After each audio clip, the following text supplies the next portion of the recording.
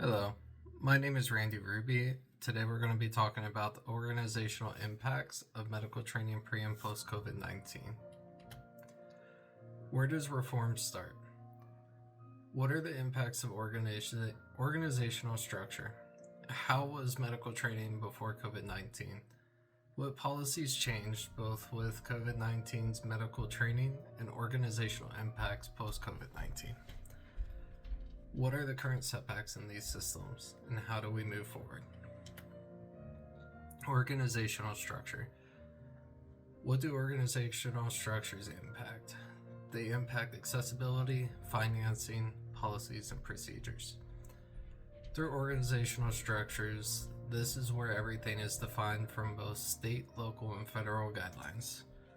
This is how we develop our medical policies. This is how we develop our training regiments, programs, and what is being funded by these organizations. The need for adjustment comes from whether or not it's a private institution or a federal institution. What was medical training like before COVID-19? Traditionally, it was more of a in-person setting for both lectures, but also in-person hands-on courses, critiques, and skill sets. With the impacts of COVID-19, these were drastically offset, and this also limited what clinics were able to do. Through the reductions of elective surgeries and other procedures, it delayed what residents were able to do within their training protocols, thus delaying a lot of people from being able to get into their required fields, and also limiting the medical relief during that time. What is the change? Does in-person training hold more value? Has online training created new pathways for learning? In-person training holds value to a degree. In-person training holds more value when it comes to the mentoring aspect, but also more so for the hands-on skill set portions.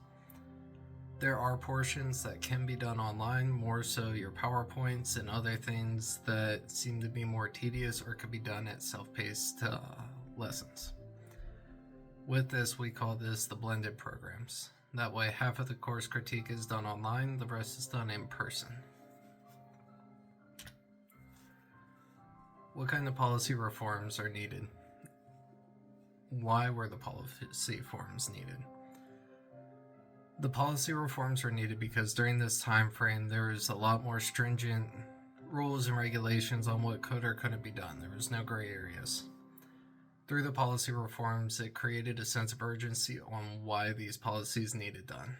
Thus forth, bringing out 24/7 healthcare through the nurse portals, 24/7 behavioral health programs. It illuminated gaps in training, medicine, just general accessibility, and economical care. It also updated the needs for these blended courses. That way, medical trainings could continue on through all the delays of the COVID-19 pandemic through social distancing. This also demanded organizations to start meeting requirements to be able to adapt to the times. If they didn't adapt, that means the organization was going to fail and was destined to fail. With these reforms, it also allowed us to get more leeway into the medical policies and procedures. With this, it demonstrated that changes are needed, and that with these changes, a lot of things were brought about that help not only the policies and procedures of medical training, but also the accessibility of care and what the general expectation should look like moving forward with some more up-to-date rules and regulations within clinical, hospital, and even emergency response scenarios.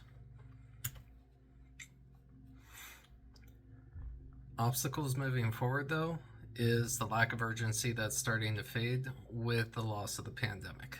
Now that the pandemic is starting to fade out, a lot of places are starting to put things back onto the back burner like it was prior to COVID-19.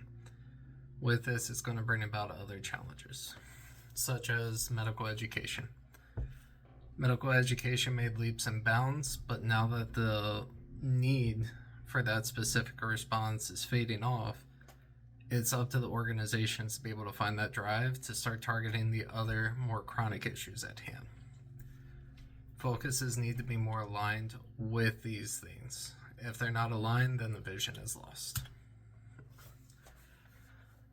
Moving forward, we're going to be creating a vision that required successes.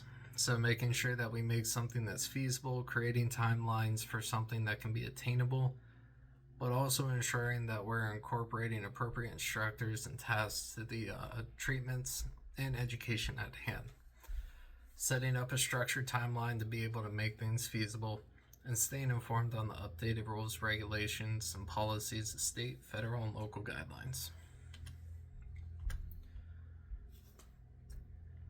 For now, that's the biggest parts of this project. I hope you enjoyed. Thank you for your time.